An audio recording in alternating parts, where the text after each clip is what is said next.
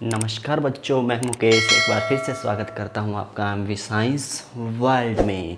तो हम पढ़ रहे हैं क्लास टेंथ का चैप्टर पढ़ रहे हैं हम सेकेंड चैप्टर हमें पढ़ रहे हैं क्लास टेंथ का, जिसमें हम जान रहे हैं अम्ल,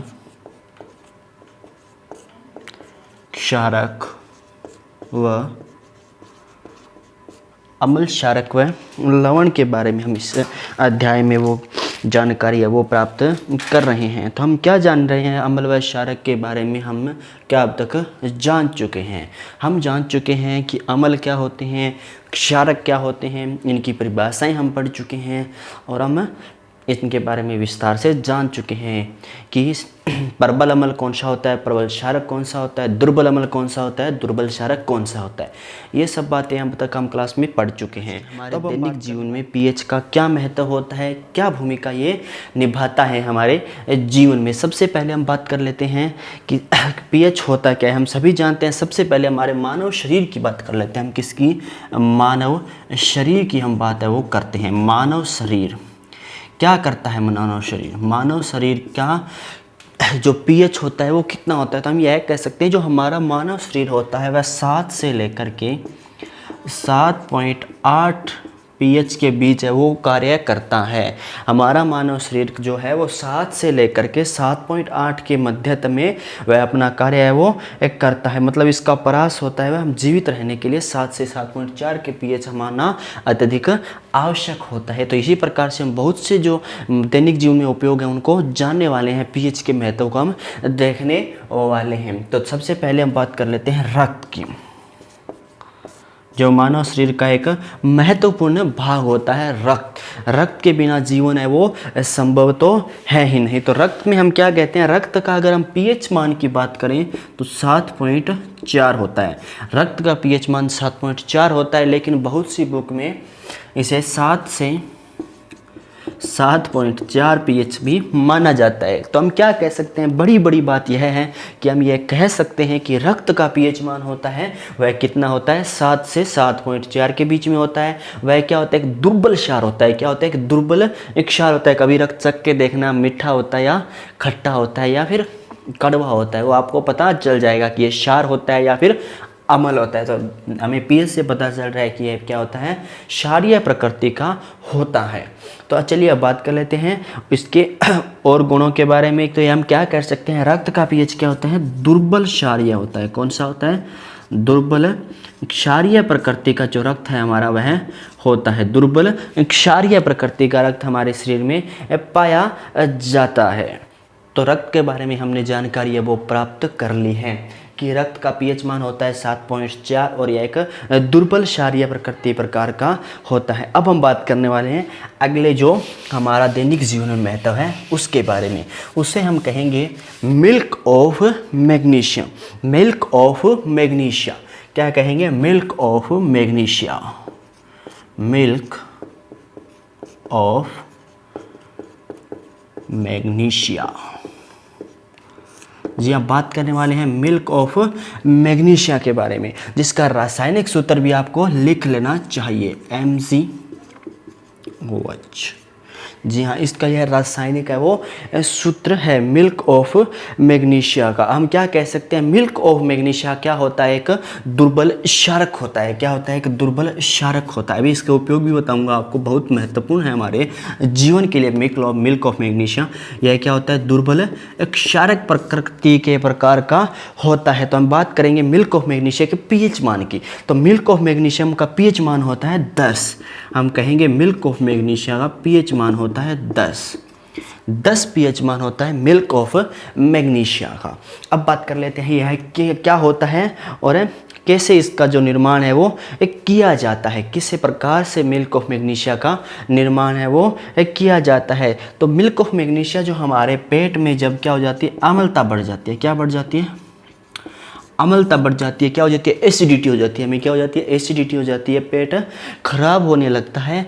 तो हम क्या इसका उपयोग करते हैं, मिल्क ऑफ मैग्नीशिया का सेवन है वो करते हैं। इसका पीएच मान कितना होता है, 10 होता है। इस पीएच मान की प्रकृति के कारण जब हम क्या होता है, एक क्षारक है वो अम्ल जो हमारे पेट में बनता है हाइड्रोक्लोरिक अम्ल, उसके साथ अभिक्रिया करके उसको क्या कर देता है, उदासीन प्रकृति में कर देता है, जिस कारण जो हमारी एसिडिटी है वो सही हो जाती है। तो हमें किस प्रकार से मिल्क ऑफ मैग्नीशिया कार्य करता है, जो हमारे उदर में, हमारे पेट में जब एसिडिटी होता है उसको किस प्रकार से सही करता है, उसकी रासायनिक समीकरण भी आपको लिख लेनी है यहाँ पर। यह रासायनिक समीकरण अत्यधिक महत्वपूर्ण, आपको बुक में हो सकता है ना मिले, लेकिन आपको याद रखनी है क्योंकि यह अत्यधिक आवश्यक है।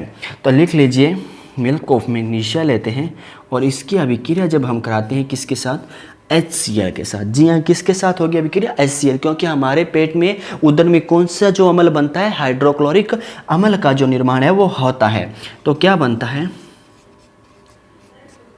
और इसके साथ जल का निर्माण है वो हो जाता है, जल का निर्माण हो जाता है। क्या ये रासायनिक समीकरण संतुलित है, तो चेक कर लेते हैं। Mg कितने हैं, 1 है, यहाँ पर भी 1 है, OH 2 है, यहाँ पर O कितना है, 1 है, और H कितने हैं, 3, मतलब ये रासायनिक समीकरण है वो संतुलित नहीं है। तो सबसे पहले Cl देखिए, यहाँ पर कितने हैं, 2, यहाँ पर कितना है, 1, तो इसे क्या कर लेते हैं, संतुलित कर लेते हैं। ऑक्सीजन कितनी है, 1, यहाँ पे ऑक्सीजन कितनी है, 2, ठीक है। अब देखिए, अब क्या अब और देखिए क्या है, संतुलित हुआ है। ऑक्सीजन कितनी हो गई हमारे पास, यहाँ पे भी 2 है और यहाँ पे भी कितनी है, 2 है। अब हाइड्रोजन की बात कर लें, हाइड्रोजन यहाँ पर कितने हो गए, 2 ये रहे और 2 ये रहे, कितने हो गए, 4, 2 और 2 कितने हो गए, 4, और यहाँ पे देखिए 2 दूनी 4, तो ये हमारी समीकरण है वो भी संतुलित हो चुकी है। संपूर्ण रासायनिक समीकरण संतुलित करना मैं आपको पहले लेसन में पढ़ा चुका हूँ, वहाँ पर जा करके आप इसको देख सकते हैं। तो चलिए अब शुरू करते हैं, आगे बढ़ते हैं। हम आगे जानने वाले हैं कि मिल्क ऑफ मैग्नीशिया का उपयोग हमने जान लिया कि मिल्क ऑफ मैग्नीशिया का क्या उपयोग होता है, तो यह किस काम आता है, पेट की अम्लता है उसको दूर करने के लिए किसका उपयोग किया जाता है, मिल्क ऑफ मैग्नीशिया का जो उपयोग है वो किया जाता है। तो अब हम बात करने वाले हैं दंत क्षय की, किसकी बात करने वाले हैं, दंत क्षय की। दंत क्षय क्या होता है, आपने देखा होगा छोटे बच्चों के या बड़ों के भी कभी दांत होते हैं, उसके अंदर क्या हो जाते हैं, बहुत से प्रकार के कीड़े हैं या फिर आप कह सकते हैं उनके दांत है वो खराब होना शुरू हो जाते हैं, तो उसे क्या कहते हैं, दंत क्षय कहते हैं। उसे क्या कहते हैं, दंत क्षय, मतलब दांत का क्षय, क्षरण होना प्रारंभ हो चुका है। तो दंत क्षय किस कारण होता है, दंत क्षय होता है मुख का, जब हमारे मुंह होता है उसका पीएच मान होता है लगभग 6.5, मुंह का पीएच मान होता है 6.5, और जो मुंह का जो सभी क्रियाविधि है वो इसी के अंदर चलती है। 6.5 अम्लता में पाया जाता है। हमारे मुख लार होती है वो थोड़ी सी क्या होती है, अम्लीय होती है। कौन सा अम्ल, किस प्रकार की अम्ल होती है, दुर्बल अम्लीय होती है। क्या होती है, दुर्बल अम्लीय प्रकृति की हमारी लार है वो होती है। लेकिन जब हम खाना खाते हैं तो क्या होता है, खाने के जो कुछ पार्टिकल्स है, जो कुछ कण है वो हमारे दांतों के बीच अटक जाते हैं। आपने अक्सर देखा होगा कुछ कण होते हैं वो दांतों के बीच में अटक जाते हैं, और वहाँ पर वो जब लंबे समय तक रहते हैं, जब तक वहाँ पर क्या करते हैं वो, जब वह वहाँ पर लंबे समय तक रहते हैं तो वो क्या करते हैं, जो हमारे दांतों के ऊपर इनेमल पाया जाता है उसके साथ क्या करने लग जाते हैं, अभिक्रिया करने लग जाते हैं। इनेमल के साथ अभिक्रिया करते हैं तो जो हमारे मुँह का पीएच होता है वह लगभग 5.5 के आसपास चला आता है। क्या होता है, वह पीएच है वो 5.5 के आसपास चला आता है। जब हमारे मुंह का पीएच मान कम हो जाता है, 5.5 के आसपास आ जाता है, तो क्या हो जाता है, हमारे दांतों का क्षय वो प्रारंभ हो जाता है। तो इसके लिए हम क्या करते हैं, टूथपेस्ट का उपयोग करते हैं। क्या करते हैं, टूथपेस्ट का उपयोग करते हैं। टूथपेस्ट क्या करता है, टूथपेस्ट होता है क्षारीय प्रकृति का। किस प्रकृति का होता है, क्षारीय प्रकृति का होता है। तो जिस कारण से क्या होता है, अम्ल और क्षार की एक बार फिर से अभिक्रिया होती है और वह 6.5 पीएच वापस प्राप्त कर लेता है। दुर्बल अम्लीय वह फिर से उसे कर देता है, मतलब उदासीन करेगा, लेकिन उदासीन वो किस प्रकार का होता है, अम्लीय उदासीन प्रकृति का होगा। तो अब हम समझ चुके हैं दंत क्षय वो किस कारण से होता है। तो टूथपेस्ट क्या करता है, टूथपेस्ट में आपने सुना होगा एड भी आती है, क्या आपके टूथपेस्ट में नमक है, तो नमक है एक प्रकार का क्या है, लवण है। तो इस प्रकार से इनकी अभिक्रियाएं होती हैं। तो देखिए किस प्रकार से जो हमारे मुंह में जो अभिक्रिया होती है उसको भी हम पढ़ लेते हैं। जो हमारे दांत होते हैं वो किसके बने होते हैं? कैल्शियम फास्फेट के बने होते हैं। किसके बने होते हैं? कैल्शियम फास्फेट के बने होते हैं। जो हम खाना खाते हैं उससे किसका निर्माण होता है? शर्करा का निर्माण होता है। किसका निर्माण होता है? शर्करा का जो निर्माण है वह होता है। जैसे शर्करा का निर्माण होता है तो किसका निर्माण? शर्करा के कारण क्या होता है? लैक्टिक अम्ल। इन दोनों की जब अभिक्रिया होती है तो लैक्टिक अम्ल का निर्माण हो जाता है। लैक्टिक अम्ल का निर्माण होता है और वही लैक्टिक अम्ल हमें क्या करता है? हमारे दांतों को क्षय करने में सहायता करता है। मतलब हमारे दांतों का क्षय किसके कारण होता है? लैक्टिक अम्ल के कारण वो होता है। तो यहाँ पर आप देख सकते हैं कैल्शियम फास्फेट और शर्करा मिलकर के लैक्टिक अम्ल का वो निर्माण वह करती है। तो अब आगे बढ़ते हैं। अब आपने देखा होगा कि कभी कभी क्या करते हैं, चींटी है, मधुमक्खी है, टांटिया देखा आपने? टांटिया वो आपको काट लेता है। क्या कर लेता है? काट लेता है।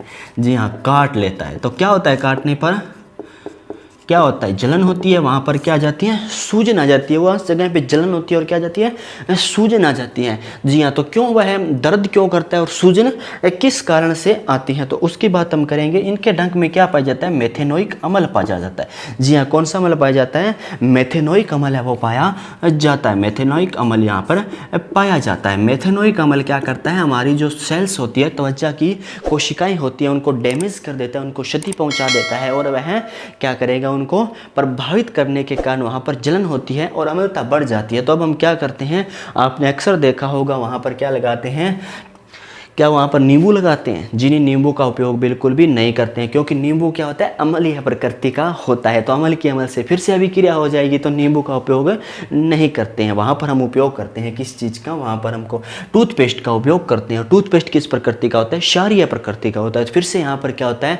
एक प्रकार की अभिक्रिया होती है और इस अभिक्रिया के कारण क्या हो जाता है? जो दर्द है वो कम हो जाता है। इसके ऊपर बेकिंग सोडा होता है, जो बेकिंग सोडा, इसके बारे में हम पढ़ने वाले हैं विस्तार से, उसका भी उपयोग है वो किया जा सकता है। तो चलिए बात करते हैं, हम आगे बढ़ते हैं। आगे हम देखेंगे, आपने अक्सर सुना होगा अम्लीय वर्षा के बारे में। किसके बारे में? अम्लीय वर्षा के बारे में। तो यह अम्लीय वर्षा क्या होती है, कैसे होती है? तो हमने देखा है अक्सर कि जब भी वर्षा होती है, हमने पढ़ा भी है कि वर्षा के जल में विद्युत का क्या होता है? चालन होता है।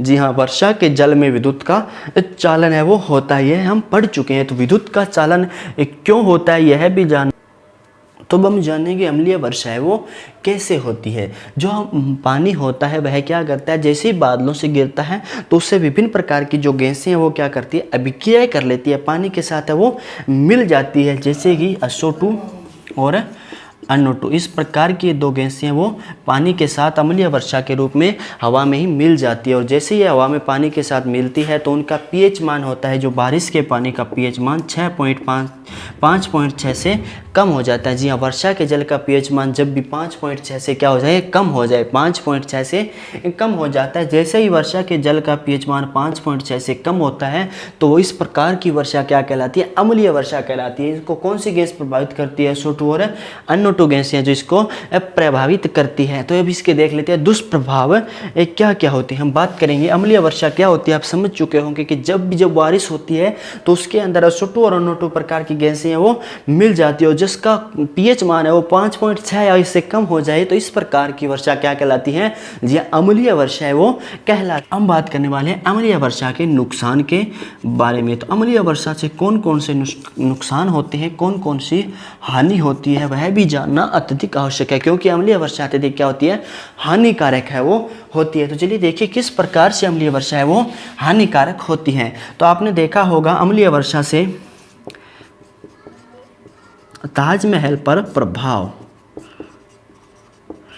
अम्लीय वर्षा का प्रभाव है वो ताजमहल पर देखा गया है। ताजमहल की जो इमारत है उसको क्या हो चुका है? नुकसान पहुंच रहा है। धीरे धीरे उसका रंग वो सफेद से थोड़ा पीला होता जा रहा है। जी हाँ, क्या होता जा रहा है? पीला होता जा रहा है। तो हम क्या कह सकते हैं? ताजमहल पर प्रभाव है वो अम्लीय वर्षा का कारण हो रहा है। और हम क्या कह सकते हैं? फसलों को नुकसान। क्या होता है? फसलों को नुकसान।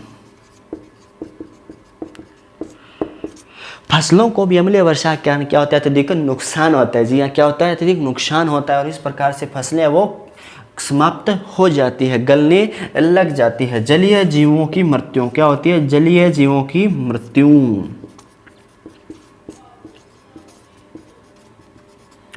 जलीय जीवों की मृत्यु भी एक प्रकार का बहुत अधिक महत्वपूर्ण जो दोष है वो माना जाता है अम्लीय वर्षा का, क्योंकि जैसे ही वर्षा होगी खेतों में होगी तो वहाँ से पानी कहाँ जाएगा, नदियों या नालों में चला जाएगा। नदियों में नालों में क्या होता है, जलीय जीव होते हैं। तो जलीय जीवों के जीवन को क्या करती है अम्लीय वर्षा है वो अत्यधिक क्या करती है, प्रभावित करती है। इसके लिए गैसें भी आप याद रखिएगा, NO2 और SO2, इस प्रकार की जो गैसें हैं वो इसको अत्यधिक प्रभावित वह करती हैं। अब हम बात करने वाले हैं एक और अंतिम हमारा जो दैनिक जीवन में महत्व है पीएच का, उसके बारे में। तो हम देखेंगे हम मिट्टी की उर्वरकता, मिट्टी की पीएच क्या बात करेंगे, मिट्टी की पीएच के बारे में हम बात करने वाले हैं। तो मिट्टी का पीएच होता है वो किस कारण से हमारे दैनिक जीवन में महत्वपूर्ण होता है।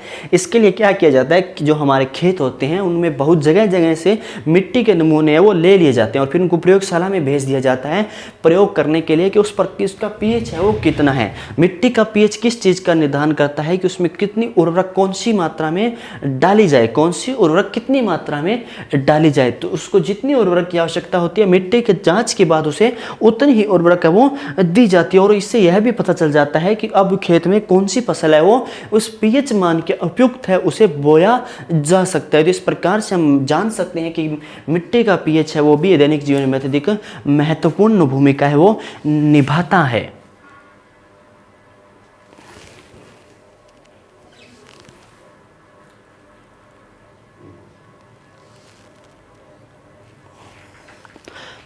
अब हम बात करने वाले हैं लवण परिवार के बारे में। जी हाँ, किसके बारे में, लवण परिवार के बारे में। ये लवण परिवार क्या होता है, किस प्रकार से क्या होता है। तो लवण परिवार हमने पहले भी पढ़ चुके हैं कि जब अम्ल व क्षारक आपस में अभिक्रिया करते हैं, जब अम्ल व क्षारक अभिक्रिया करते हैं तो लवण प्लस जल का निर्माण है वो करते हैं।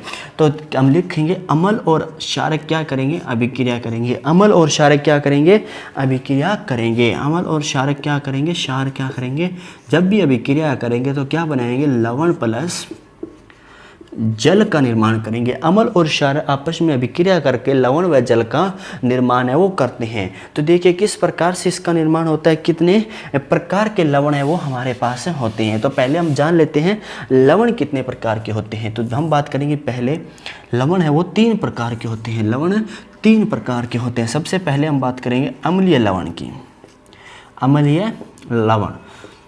फिर बात करेंगे हम क्षारीय लवण की। क्या बात करेंगे, हम बात करने वाले हैं उसके बाद क्षारीय लवण की। जी हाँ, क्षारीय लवण। और फिर बात करेंगे हम उदासीन लवण की। किसकी, उदासीन लवण के बारे में हम जानकारी है वो प्राप्त करेंगे। तो सबसे पहले जान लेते हैं कि अम्लीय लवण क्या होता है। जी हाँ, अम्लीय लवण है, नाम से स्पष्ट हो रहा है। अम्लीय लवण मतलब जिसमें क्या हो, थोड़ी बहुत क्या हो, अम्लता हो। क्या हो, थोड़ी बहुत अम्लता हो। ऐसा लग रहा हो कि अम्ल ज़्यादा है। तो अम्ल ज़्यादा कैसे होगा, तो सीधी सी बात है अम्ल ज़्यादा होगा लेकर हाँ जब हम लेते हैं प्रबल अम्ल को। किसको ले, प्रबल अम्ल को। जब हम क्या लें, प्रबल अम्ल लें। अम्ल कैसा हो, प्रबल अम्ल हो। और जो हमारा क्षार है वो क्या हो, दुर्बल हो। क्षार क्या हो, दुर्बल। जब भी हम बात करेंगे अम्लीय लवण की तो हम कहेंगे कि हमारा जो यहाँ पर अम्ल है वो किस प्रकार का है, अम्ल है प्रबल और क्षार क्या है, दुर्बल प्रकार के प्रकृति का क्षार हम यहाँ पे लेते हैं। तो आपको याद होगा मैंने आपको याद करवाए थे कुछ प्रबल अम्ल, प्रबल क्षारक याद करवाए थे, दुर्बल अम्ल भी बताए थे, दुर्बल क्षारक भी वहाँ मैंने आपको याद करवाए थे। याद आया कुछ, तो चलिए वहीं से कुछ एक आधा अम्ल उठा लेते हैं। तो हम प्रबल अम्ल में लेंगे HCl। जी हाँ, प्रबल अम्ल याद आता है, क्या नाम याद आता है आपको, याद आता है हंसना। क्या याद आता है, हंसना। हंसना से हमने क्या सीखा था, हमने हंसना से सीखा था कि हंसना से हमने अम्ल के जो प्रबल अम्ल होते हैं हमारे, उनके बारे में हमने याद किए थे कि प्रबल कौन से हैं। तो हमने जाने थे प्रबल अम्ल, जाने थे कुछ कौन से, हाइड्रोक्लोरिक, नाइट्रिक, सल्फ्यूरिक, इस प्रकार के कुछ प्रबल अम्लों के बारे में हमने जान लिया था। तो उसमें से हम किसको ले लेते हैं, हाइड्रोक्लोरिक अम्ल को यहाँ पर ले लेते हैं। हाइड्रोक्लोरिक अम्ल को हम यहाँ पर ले लेते हैं। इसको आप हिंदी में लिखना चाहो तो भी लिख सकते हो, लेकिन इसकी आवश्यकता नहीं है। इसके साथ में हम लेते हैं NH4OH। क्या लेते हैं, NH4OH को लेते हैं। जब इन दोनों की हम क्या करवाते हैं, अभिक्रिया लेते हैं, करवाते हैं। हमने क्या लिया यहाँ पर, प्रबल क्षारक लिया, प्रबल अम्ल लिया और दुर्बल क्या लिया, क्षार लिया। प्रबल अम्ल और दुर्बल क्षार की जब हमने अभिक्रिया करवाई तो हमें क्या प्राप्त होगा, जी हाँ, लवण व जल प्राप्त होगा। लवण व जल प्राप्त होगा। NH4 और क्या है इसके साथ Cl प्लस H2O, NH4 और Cl, इसके साथ हमें क्या प्राप्त हुआ, H2O है वो हमें यहाँ पर प्राप्त हो रहा है। यहाँ पर आप इस अभिक्रिया को अच्छे से देख भी सकते हैं। तो चलिए अब बात करने वाले हैं क्षारीय लवण की। क्षारीय लवण जिसमें क्षार की प्रकृति क्या हो, अधिक हो। जिस लवण में क्षार की प्रकृति अधिक होगी उसे क्या कहेंगे, क्षारीय लवण है हम कहने वाले हैं। तो बात करते हैं क्षारीय लवण की। क्षारीय लवण वह होगा जिसमें दुर्बल तो क्या होंगे, दुर्बल तो क्या होंगे, अम्ल होंगे। अम्ल क्या होंगे, दुर्बल। और जो क्षार होंगे वह क्या होंगे, प्रबल होंगे। क्षार क्या होंगे, प्रबल क्षार है वो होने वाले हैं। प्रबल क्षार है वो होने वाले हैं। तो हम दुर्बल अम्ल ले लेते हैं CH4COOH। ये क्या एक प्रकार का दुर्बल अम्ल है वो हमें यहाँ पर लेना है। और साथ में क्या लेना है, प्रबल जो क्षार है वो हमें प्रबल लेना है। अम्ल दुर्बल होगा और क्षार क्या होगा, प्रबल। तो क्षार प्रबल ले लेते हैं NaOH। जब इन दोनों की हम अभिक्रिया करवाते हैं तो देखिए, ध्यान से देखिएगा, इनमें भी क्या प्राप्त होगा, इनमें भी हमें लवण व जल प्राप्त होना चाहिए। क्या प्राप्त होना चाहिए, लवण व जल। तो CH3COO Na प्लस H2O। तो यहाँ पर हमें क्या प्राप्त हो चुका है, जो लवण व जल प्राप्त हो चुका है। ये क्या है, लवण है और इसके साथ क्या प्राप्त हो रहा है, हमें जल है वो प्राप्त हो रहा है। लवण के साथ में जल प्राप्त हो रहा है। अब हम बात करने वाले हैं उदासीन लवण की। उदासीन लवण में हमें क्या होता है, देखिए उदासीन, यहाँ पे पहले हमने क्या पढ़ा, पहले हमने देखा था अम्लीय लवण। जी हाँ, पहले हमने देखा था अम्लीय लवण जिसमें अम्लता थी। अम्लता मतलब प्रबल अम्ल था, दुर्बल क्षार था। फिर हमने देखा क्षारीय लवण। क्षारीय लवण में हमने देखा दुर्बल तो अम्ल था और प्रबल क्या था, क्षार था। लेकिन अब तो बात आती है उदासीन की। क्या बात आती है, उदासीन की। उदासीन में ऐसा क्या किया जाए कि उदासीन हो जाए। तो हम क्या करते हैं यहाँ पर, अगर हम प्रबल अम्ल लें, क्या लें, प्रबल ही अम्ल लें, तो इसकी अभिक्रिया किसके साथ करवाएंगे, प्रबल ही क्षार के साथ करवाएंगे। प्रबल ही क्षार होगा। अगर अम्ल प्रबल है तो क्षार भी किस प्रकार का होगा, प्रबल होगा। अम्ल प्रबल है तो क्षार भी क्या होगा, प्रबल। और इसके अलावा अगर दुर्बल अम्ल है, अम्ल क्या है, दुर्बल है हमारा, तो क्षार क्या होगा, दुर्बल ही होगा, दुर्बल ही क्षार होगा। अगर प्रबल अम्ल है तो प्रबल क्षार होगा, दुर्बल अम्ल है तो दुर्बल क्षार होने वाला है। तो चलिए अब इसको एक अभिक्रिया के द्वारा भी हम समझ लेते हैं। तो इसके लिए हम ले सकते हैं, एक प्रबल अम्ल ले लेते हैं HCl। प्रबल अम्ल हम कौन सा ले लेते हैं, HCl। इसकी अभिक्रिया प्रबल क्षार के साथ करवा देते हैं NaOH।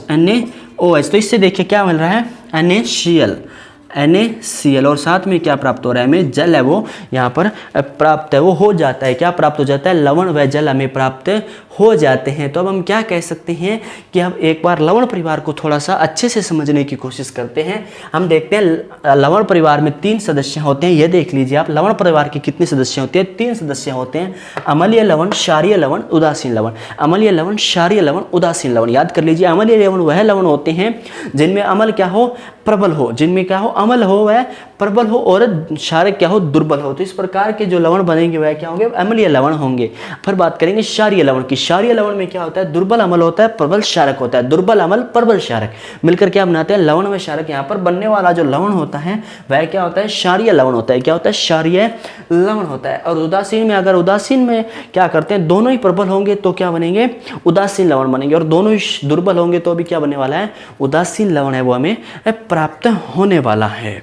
तो अब हम कुछ अम्ल और कुछ क्षारकों के बारे में जानेंगे, महत्वपूर्ण रहेंगे जो हमारे लिए, उनका अध्ययन हमें करने वाले हैं, जिनका हम दैनिक जीवन में भी उपयोग करते हैं। इस प्रकार के कुछ जो अध्ययन है वो इन पे हम करने वाले हैं। लवणों के बारे में कुछ इन पर इस प्रकार से हम अध्ययन है वो करने वाले हैं। तो हम देखेंगे, सबसे पहले हम जानने वाले हैं कि किस प्रकार से यह कार्य करता है। तो हम सबसे पहले बात कर लेते हैं सोडियम क्लोराइड के बारे में। किसके बारे में, सोडियम क्लोराइड के बारे में। सोडियम क्लोराइड के बारे में हम बात कर लेते हैं। सोडियम क्लोराइड, क्या आपने ये नाम सुन रखा है, पहले कभी सुना है सोडियम क्लोराइड ये नाम? जी आपने इसको बहुत ज़्यादा दैनिक जीवन में हम इसका उपयोग हर दिन करते हैं। ऐसा आपका कोई भी दिन नहीं रहा होगा जब आप जो सोडियम क्लोराइड है उसको उपयोग ना करें हो, आपको नाम से पता नहीं चल रहा हो कि सोडियम क्लोराइड क्या होता है। तो इसका फॉर्मूला लिख देता हूँ, NaCl। जी हाँ, मुझे लगता है अब आप समझ चुके होंगे। अगर अब भी आप नहीं समझे हो तो अभी समझ लेते हैं, इसमें क्या परेशानी वाली बात है। तो चलिए आगे बढ़ते हैं। NaCl क्या होता है, यह फॉर्मूला होता है साधारण नमक का। किसका, साधारण नमक का। नमक से कुछ याद आता है, साधारण नमक जो दिन में हम रोजाना खाते हैं, खाने में डाल के खाते हैं, वह क्या होता है? साधारण नमक होता है। जी हाँ, क्या होता है? साधारण नमक होता है। तो नमक की कहानी भी थोड़ी सी इंटरेस्टिंग है, थोड़ी सी कहानी जान लेते हैं नमक की। वैसे आपने एसएसटी में पढ़ ली होगी नमक की कहानी, आपकी सामाजिक विज्ञान में आ गया होगा। तो नमक है वो क्या था? जो महात्मा गांधी जी थे, उन्होंने दांडी यात्रा की थी और वहाँ पर उन्होंने एक अंग्रेजों का कानून था उसे तोड़ा था, नमक कानून है वो तोड़ा था। तो वहाँ पर हम इसे इसलिए जान लेते हैं क्योंकि ये थोड़ा सा हमारी बुक में भी इसके बारे में एनसीईआरटी में थोड़ा सा वर्णन किया गया है। तो हम जान रहे हैं नमक के बारे में। नमक को कहते हैं सोडियम क्लोराइड। जी हाँ, नमक को क्या कहते हैं? Sodium chloride. और इसे हम साधारण नमक भी कहते हैं, NaCl इसका फॉर्मूला होता है। तो चलिए जान लेते हैं इसके निर्माण की प्रक्रिया। क्या जान लेते हैं? निर्माण की प्रक्रिया को हम जान लेते हैं। पहले तो इसकी रिएक्शन हम पढ़ चुके हैं, वैसे तो इसकी रिएक्शन है वो हम पढ़ चुके हैं, लेकिन एक बार फिर से पढ़ लेते हैं। तो अभी अभी हमने पढ़ा था, जी हाँ अभी अभी हमने पढ़ा था, किसमें पढ़ा था? कि एक प्रबल क्षार और प्रबल अम्ल मिलकर के क्या बनाते हैं? उदासीन जो होते हैं हमारे, क्या होते हैं? उदासीन लवण होते हैं, उनका निर्माण वह करते हैं। लवण परिवार में हमने 3 पढ़ लिए। तो यहाँ पे देखिए हमने क्या लिया? हमने लिया यहाँ पर सोडियम डाइऑक्साइड। क्या हमने यहाँ पर सोडियम डाइऑक्साइड लिया। सोडियम डाइऑक्साइड की अभिक्रिया जब हमने कराई हाइड्रोक्लोरिक अम्ल के साथ, जिसके यहाँ किसके साथ? हाइड्रोक्लोरिक अम्ल के साथ, तो हमें क्या प्राप्त हुआ? हमें प्राप्त हुआ NaCl, सोडियम क्लोराइड। क्या प्राप्त होता है? हमें प्राप्त होता है सोडियम क्लोराइड। और साथ में क्या बन जाता है? जल का निर्माण है वो यहाँ पर हो जाता है। जी हाँ, जल का निर्माण है वो यहाँ पर हो जाता है। तो अब आप देख चुके हैं कि नमक का निर्माण है वो कैसे होता है। इसका pH मान होता है, वह भी लिख लीजिए, pH मान होता है 7। नमक का pH मान कितना होता है? 7। ना कि वह अम्लीय होता है, ना ही वह क्षारीय होता है, वह उदासीन होता है और उस pH मान होता है 7। उस किस प्रकार की अभिक्रिया द्वारा बनता है? किस प्रकार का लवण होता है? तो यह होता है उदासीन लवण। क्या होता है? उदासीन लवण होता है। तो अभी हम जान लेते हैं इसके उपयोगों के बारे में। जी हाँ, इसके उपयोग के बारे में भी हम जान लेते हैं। तो नमक का उपयोग आपको पता है, साधारण नमक के रूप में भोजन में इसका उपयोग किया जाता है। भोजन में उपयोग किया जाता है, किसमें? भोजन में उपयोगी, भोजन में उपयोग है वो किया जाता है, भोजन में उपयोग किया जाता है। भोजन के अलावा नमक का उपयोग कहाँ करते हैं? तो खाद्य परिरक्षण में इसका उपयोग करते हैं। किसमें? खाद्य परिरक्षण में, खाद्य परिरक्षण में, खाद्य परिरक्षण में इसका उपयोग है वो किया जाता है। परिरक्षण में उपयोग किया जाता है। खाद्य परिरक्षण क्या होता है? आपने देखा होगा कि घर पे जैसे अचार वगैरह डालते हैं तो उसके अंदर क्या डाल देते हैं? नमक डाल देते हैं। कुछ नमक क्यों डाला जाता है? खाद्य परिरक्षण के लिए, मतलब उस वस्तु को खराब होने से बचाने के लिए उसमें नमक है वो मिला दिया जाता है। तो इसे क्या कहते हैं? खाद्य परिरक्षण कहते हैं।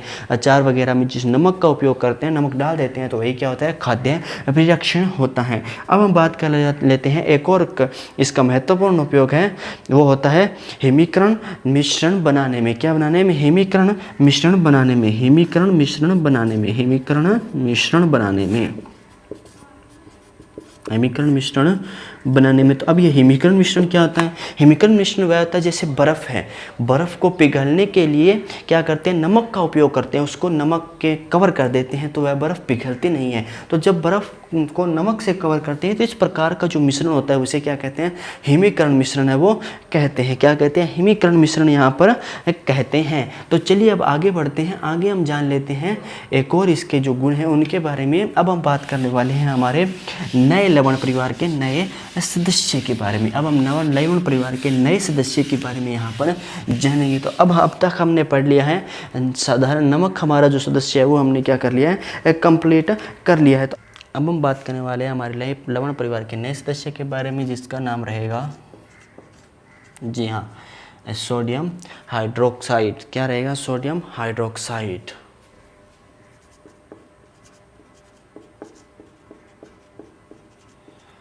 अब हम जानेंगे कि सोडियम हाइड्रोक्साइड क्या होता है। इसका फॉर्मूला होता है, साधारण भाषा में इसे कहते हैं NaOH। क्या कहते हैं? NaOH के नाम से भी इसे जानते हैं।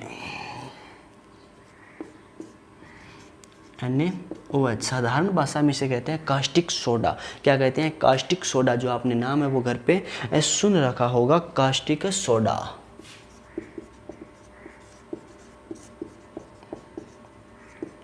तो अब लवण परिवार के नए सदस्य के बारे में हम जान रहे हैं, जिसका नाम है सोडियम हाइड्रोक्साइड NaOH। इसका फॉर्मूला, इसका कहते हैं कास्टिक सोडे के नाम से भी जाना जाता है। तो कास्टिक सोडा है, उसका निर्माण कैसे होता है? तो सोडियम क्लोराइड के जलीय विलयन में, सोडियम क्लोराइड के जलीय विलयन में जब क्या करते हैं, विद्युत धारा को प्रवाहित करते हैं। यहाँ पर आप डायग्राम भी देख सकते हैं किस प्रकार से सोडियम क्लोराइड के जलीय विलयन में जो विद्युत धारा है उसको प्रवाहित है वो किया जा रहा है। जिस पर जब भी विद्युत धारा को प्रवाहित किया जाता है तो किसका निर्माण होता है? सोडियम हाइड्रोक्साइड का निर्माण है वो हो जाता है। तो आप चित्र में देख सकते हैं अच्छे से किस प्रकार से यह अभिक्रिया होती है और यह क्या होता है। तो अब चलिए आगे बढ़ते हैं और हम बात कर लेते हैं एक प्रकार की अभिक्रिया की, जिसे कहते हैं क्लोर क्षार अभिक्रिया। क्या कहते हैं? क्लोर क्षार अभिक्रिया। तो ये क्लोर क्षार अभिक्रिया क्या होती है? जी हाँ, क्लोर क्षार अभिक्रिया क्या होती है? तो जो अभी हमने पढ़ा कि सोडियम क्लोराइड के जलीय विलयन में, सोडियम क्लोराइड के जलीय विलयन में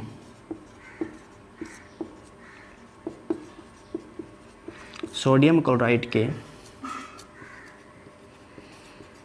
जलीय विलयन में विद्युत धारा प्रवाहित करने पर, विद्युत धारा प्रवाहित करने पर सोडियम क्लोराइड के जलीय विलयन में विद्युत धारा प्रवाहित करने पर जिस नए पदार्थ का निर्माण होता है उसे क्या कहते हैं? वियोजित होकर क्या होता है? Sodium chloride. इस प्रक्रिया को क्या कहते हैं? यह प्रक्रिया क्या कहलाती है? यह प्रक्रिया कहलाती है क्लोर क्षार अभिक्रिया कहलाती है। तो जब प्रवाहित करते हैं तो किसका निर्माण होगा? प्रवाहित करने पर निर्माण होगा सोडियम हाइड्रोक्साइड का। किसका निर्माण होगा? सोडियम हाइड्रोक्साइड का निर्माण होता है। तो किसका निर्माण होता है? करने पर वियोजित होकर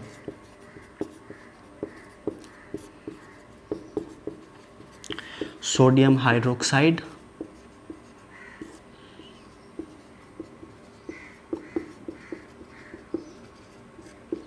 का निर्माण होता है या सोडियम हाइड्रोक्साइड उत्पन्न होता है, का ऑक्साइड उत्पन्न होती है। इसे ही क्या कहते हैं? क्लोर क्षार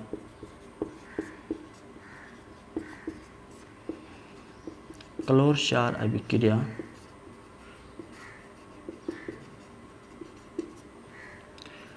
क्लोर क्षार अभिक्रिया का चित्र यहाँ पे आप देख पा रहे होंगे किस प्रकार से क्लोर क्षार अभिक्रिया होती है। एक बार परिभाषा फिर से याद कर लेते हैं कि सोडियम क्लोराइड के जलीय विलयन में विद्युत धारा प्रवाहित करने पर वियोजित होकर यह सोडियम हाइड्रोक्साइड में परिवर्तित हो जाती है। इस प्रकार की अभिक्रिया को क्या कहते हैं? इस प्रकार की अभिक्रिया को कहते हैं क्लोर क्षार अभिक्रिया। क्या कहते हैं? क्लोर क्षार अभिक्रिया। तो मुझे लगता है आपको जो इसकी परिभाषा है वो अच्छे से समझ में आ गई होगी।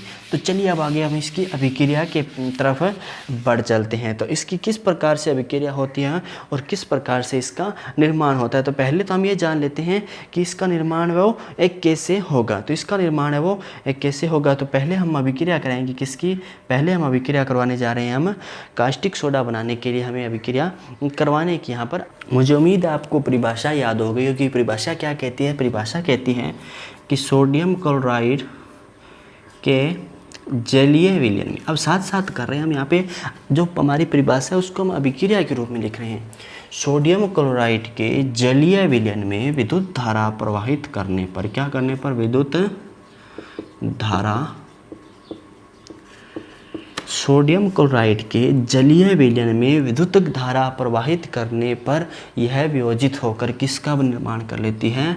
NaOH का निर्माण कर लेती है। जब NaOH बनेगा, जी हाँ, जब NaOH, यहाँ से देखिए Na निकल गया और यहाँ से एक ऑक्सीजन निकल गई, एक हाइड्रोजन निकल गया, तो यहाँ पर पीछे क्या बचा? एक हाइड्रोजन बचा और क्लोरीन बचा। तो क्या होगा? इससे क्या बनते हैं? इसके साथ में ये याद रख लीजिएगा, हाइड्रोजन गैस बनती है प्लस क्लोरीन का भी निर्माण होता है। तो यहाँ पर याद रखिएगा, जब भी क्या होगा? सोडियम हाइड्रोक्साइड का निर्माण होगा तो सोडियम हाइड्रोक्साइड बनेगा, साथ में हाइड्रोजन गैस निकलेगी, साथ में क्लोरीन गैस भी निकलेगी। तो इस जो चित्र था हमने एक बार फिर से देख लीजिए। यहाँ पर जो चित्र लगा है इसमें भी हम देख सकते हैं कि जहाँ पर देखिए कि जो हमारा यहाँ पर कैथोड है, जहाँ पर यह क्या है? कैथोड है। कैथोड से जो हाइड्रोजन गैस है वो निकल रही है, कैथोड से हाइड्रोजन गैस है वो निकल रही है, कैथोड से हाइड्रोजन गैस निकल रही है और क्लोरीन गैस का निष्कासन कहाँ हो रहा है? एनोड से हो रहा है। कि एनोड से क्लोरीन गैस का निष्कासन हो रहा है और कैथोड से हाइड्रोजन गैस है वो निकल रही है। और जो कैथोड के पास जो विलयन बन रहा है, कैथोड के पास जो विलयन बन रहा है वही विलयन क्या है, NaOH का विलयन है वो प्राप्त हो रहा है। जो कैथोड के पास विलयन प्राप्त हो रहा है वही विलयन क्या है, NaOH का विलयन हमें प्राप्त हो रहा है। तो अब देखिए अब क्या इसके कुछ जान लेते हैं हम, उपयोगों के बारे में हम बात कर लेते हैं। अब हमने जान लिया कि किस प्रकार से हम सोडियम हाइड्रोक्साइड को प्राप्त कर लेते हैं। अब इसके उपयोग जान लेते हैं हम, किस किस में यह उपयोग होता है। तो हम पहले देख लेते हैं, सबसे पहले हमें प्राप्त होती है क्या, सबसे पहले हमें प्राप्त होती है कैथोड पर कौन सी गैस प्राप्त होती है, H2। कौन सी गैस प्राप्त होती है, कैथोड पर H2। एनोड पर हमें प्राप्त होती है Cl2। एनोड पर हमें प्राप्त होती है Cl2। और पीछे क्या बचती है हमारे पास, पीछे बचता है NaOH का विलयन। क्या बचता है, NaOH का विलयन, NaOH हमें प्राप्त होता है। तो सबसे पहले तो हम ये लिख लेते हैं कि हमें जो Cl2 मिलती है वो किस पे मिलती है, कैथोड पे मिलती है। तो H2 किस पे मिलती है, एनोड पे मिलती है। H2 किस पे मिलती है, कैथोड पे मिलती है। जी H2 का निर्माण कहाँ पे होता है, कैथोड पे होता है, कैथोड। और कैथोड, एनोड और जो NaOH का विलयन है वो कैथोड के पास में बनता है। कहाँ पे बनता है, कैथोड के पास में इसका निर्माण है वो होता है। कहाँ पे, कैथोड के पास में इसका निर्माण होता है। तो अब चलिए आगे बढ़ लेते हैं। आगे हमें क्या दिया गया है, हमें आगे बताया गया है कि किस प्रकार से इसके जो उपयोग हैं वो हम जान लेते हैं। तो सबसे पहले हाइड्रोजन गैस का उपयोग हम जान लेते हैं। तो हाइड्रोजन गैस का उपयोग होता है ईंधन के रूप में। जी हाँ, ईंधन के रूप में इसका उपयोग किया जाता है। जलाने के लिए अक्सर हाइड्रोजन गैस का उपयोग किया जाता है। हमने पहले भी पढ़ा था, हाइड्रोजन गैस अत्यधिक ज्वलनशील होती है, तो इसका जो ईंधन के रूप में उपयोग है वो एक भी किया जाता है। और इसका उपयोग किया जाता है किसके रूप में, खाद के अमोनियाकरण करने के लिए, खाद के अमोनिया बनाने के लिए इसका उपयोग है वो किया जाता है। खाद के अमोनिया के लिए भी इसका उपयोग है वो किया जाता है, खाद का अमोनिया।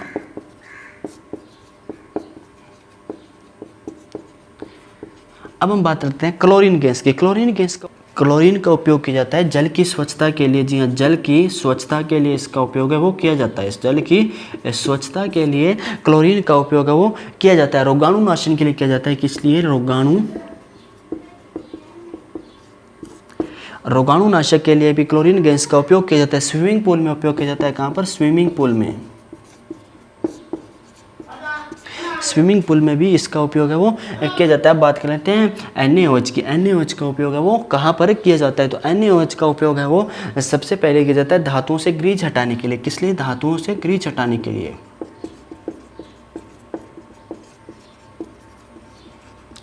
धातुओं से ग्रीज हटाने के लिए NaOH का उपयोग है वो किया जाता है। अपमार्जक में किया जाता है, अपमार्जक में किया जाता है, अपमार्जक में किया जाता है। कागज बनाने के लिए किया जाता है, कागज बनाने के लिए भी किया जाता है। और कृत्रिम फाइबर बनाने में भी किया जाता है। किसमें, कृत्रिम फाइबर बनाने में भी इसका उपयोग किया जाता है। तो अब हम देख लिया हमने कि जो हमारे पास क्या है, जब हमारे निर्माण होता है किसका, सोडियम हाइड्रोक्साइड का निर्माण होता है तो क्या निकलता है, हाइड्रोजन निकलती है, क्लोरीन निकलती है और सोडियम क्लोराइड है वो हमें प्राप्त, हाइड्रोक्लोराइड हमें प्राप्त होता है। तो इनके उपयोग भी हमने